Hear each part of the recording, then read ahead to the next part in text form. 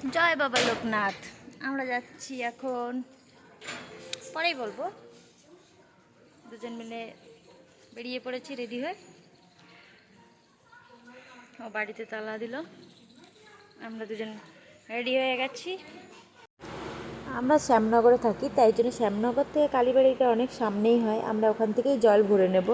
অনেকজন আছে, মানে যারা যেই ভক্তরা যায়, তো অনেকজন অনেক জায়গার থেকেই ভরে। যাদের বাড়ি থেকে গঙ্গার সামনে, তারাই সামনের থেকেই গঙ্গার জল নিয়ে যায়।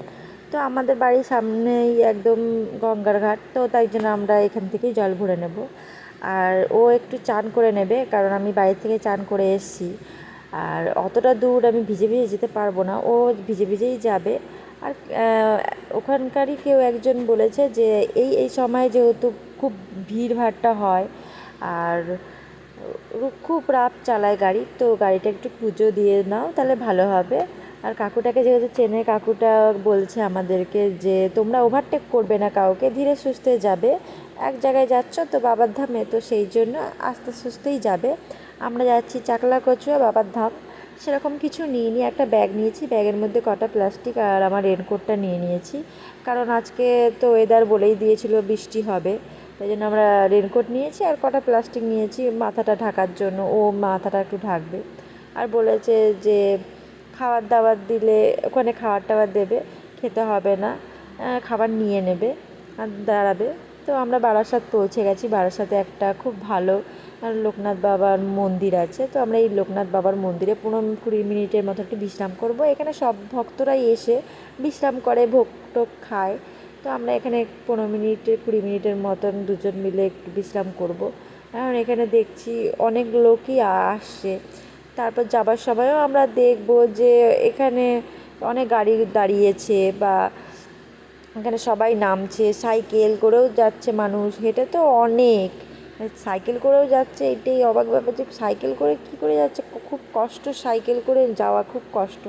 বাবার মুখটা দেখে, মুখটা দেখে আরও মানে ইচ্ছে হলো যে না আমরা যাবই। তো আমরা বাইকে করেই যাব পুরোটা। আর বাইকে করে যেতে গেলে একটাই করতে হবে যে আগের দিন বাইকটাকে ভালো করে সার্ভিসিং করে নেওয়া উচিত, কারণ বাইকে অনেক প্রবলেমই হতে পারে। আর যেহেতু রাস্তাটা মাঝখানে মাঝখানে গর্ত আছে, তো একটু রাস্তাটাও একটু দেখে শুনে চালাতে হবে। আর আস্তে চালালে তো খুবই ভালো হবে। তো আমরা হেরা ভরতলা হয়েই যাচ্ছি, এখান থেকেই যাব।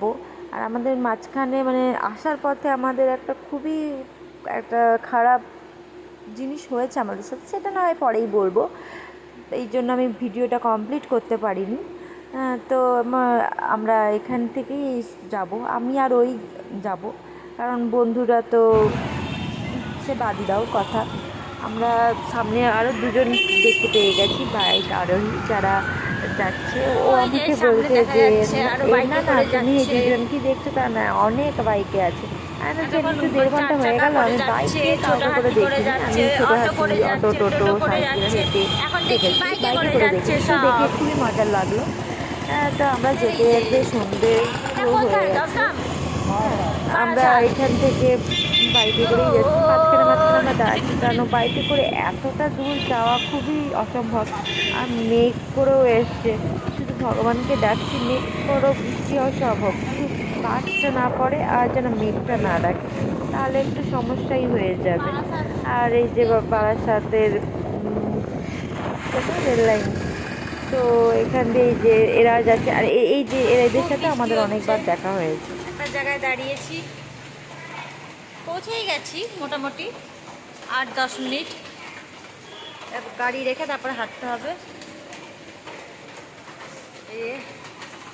বাইরে খুব বৃষ্টি, আমি রেনকোট পরে নিয়েছি, ওর রেনকোট পরেনি,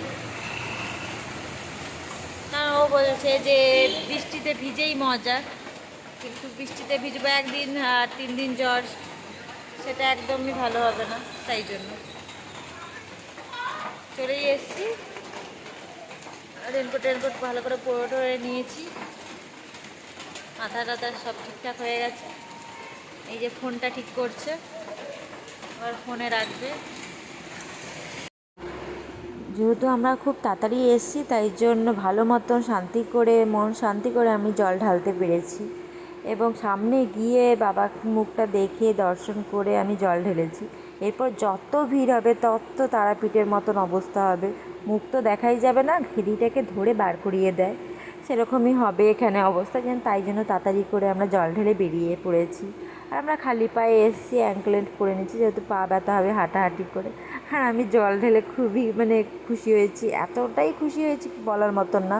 ছোটোর থেকে ভাবতাম চাকলাকচুয়া যাব, চাকলাকচুয়া যাব, কোনোদিনও যাওয়া হয়নি।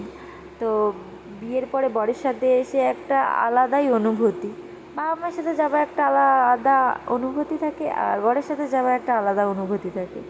তো এখানে আস্তে আস্তে ভিড় হচ্ছে। হ্যাঁ, এখানে ভিড়ে এতটাই ভিড় হয় যে কি বলবো, বাঁশ দিয়ে ব্যারিকেড করে রাখা হয়, কিছুক্ষণ পর পরই পুলিশ দেখা যাচ্ছে। আর এখানে আর একটা মন্দির, এখানেও আমি একটু পুজো টুজো দিয়ে নিলাম, ধূপকাঠি দেখিয়ে নিয়েছি, মোমবাতি জ্বালিয়েছি। ও বললো না তুমি পুজো দাও, আমি দেবো না, তো আমি পুজো টুজো দিয়ে আমরা বেরিয়ে পড়েছি। এখানে এক জায়গায় ভোগ নেব, আমরা ভোগ টোগ নিয়ে তারপর বাড়ির জন্য রওনা হব। এই যে ব্যারিকেড করা হয়েছে, এই ব্যারিকেডের ভেতরেই সব ভক্তবৃন্দরা থাকবে এবং ভক্তবৃন্দরা এখান থেকে লাইন দিয়ে বাবার মাথায় জল ঢালতে যাবে।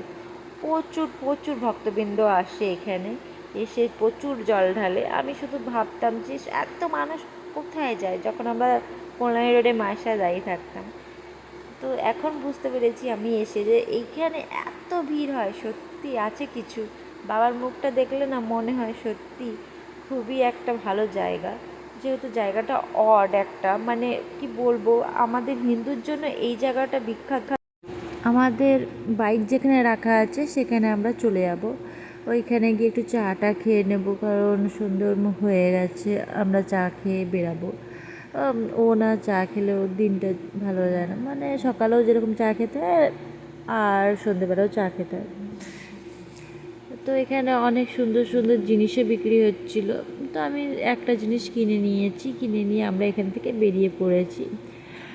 আর এই সময় আমরা দেখছি যে প্রচুর ভক্তগণ আসছে, আর সবথেকে সুন্দর একটা জিনিস যে এখানে স্লোগানগুলো খুব সুন্দর, ওই দেখা যায় বাবার বাড়ি চলো তাড়াতাড়ি, এরকম করে যে স্লোগানগুলো করে খুবই সুন্দর, খুবই ভালো লাগে। কারণ আমি এই প্রথম এসছি, তো আমার তো এটা খুবই একটা আলাদা ব্যাপার, একটা আলাদা অনুভূতি।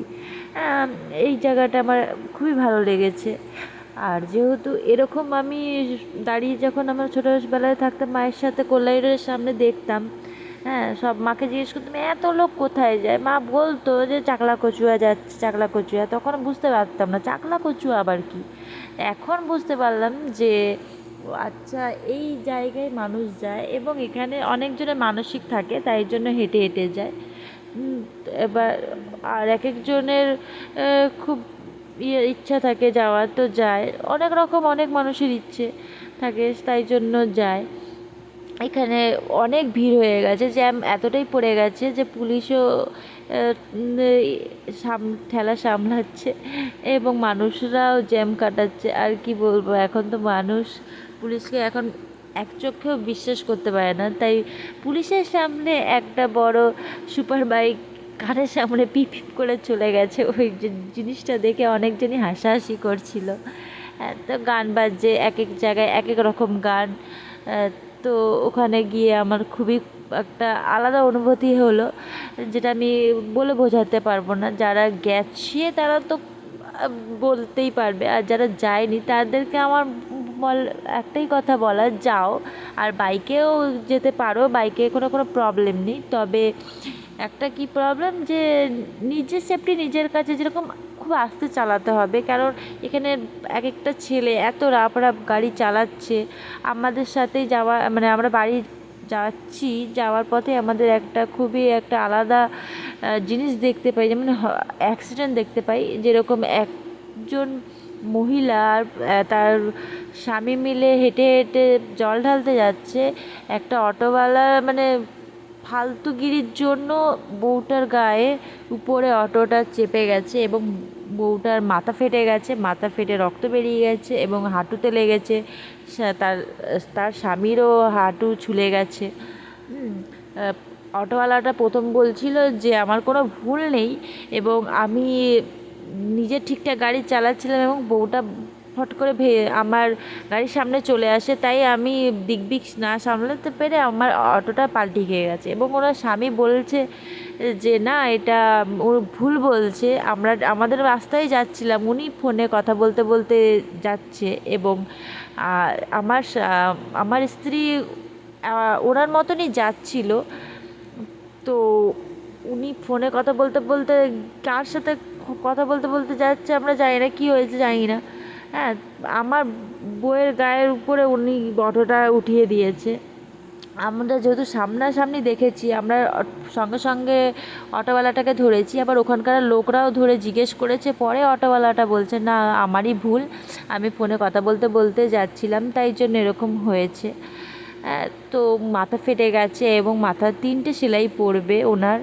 হ্যাঁ, আর একটা ব্যাপার হচ্ছে, উনি শ্যামনগরেই ওনার বাড়ি এবং উনি টোটো চালায়।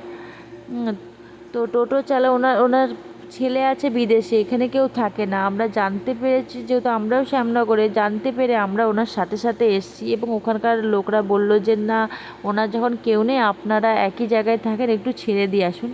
তাই আমি আমার হাজব্যান্ড মিলে, দুজন মিলে ওনাকে ছাড়তে গেছি। তাই জন্য আমি ভিডিওটা কমপ্লিট করতে পারিনি, কারণ এই অবস্থা দেখে আমার আর মানে কী বলবো, এতটাই আমি ভয় পেয়ে গেছি যে আমার আর হাত চলছিল না ভিডিও করার জন্য, বা মন মানসিকতাও আমার মানে ঠিক ছিল না যে আমি ভিডিও করব। কারণ বউটা এমন একটা অবস্থা, বউটা 15 মিনিটের মতন অজ্ঞান হয়েছিল। সবাই এতটাই ভয় পেয়ে গেছে লাস্টে। তো কি বলবো, কিছু বলার নেই, এরকম বলা উচিত না। আমি ভেবেছি কিছু একটা হয়ে যাবে, আমরা রাস্তার এই পার, উনি রাস্তার ওই পার, এই জন্য আমি দাঁড়িয়ে গেছি, আমি যেতে পারিনি। এবং আমার হাজব্যান্ড গিয়ে ওনাকে দেখেছে। তারপর ওনার বাড়িতে আমরা পৌঁছে দিয়ে এসেছি এবং আমার নাম্বারও দিয়ে এসেছি, আমার হাজব্যান্ডেরও নাম্বার দিয়েছি।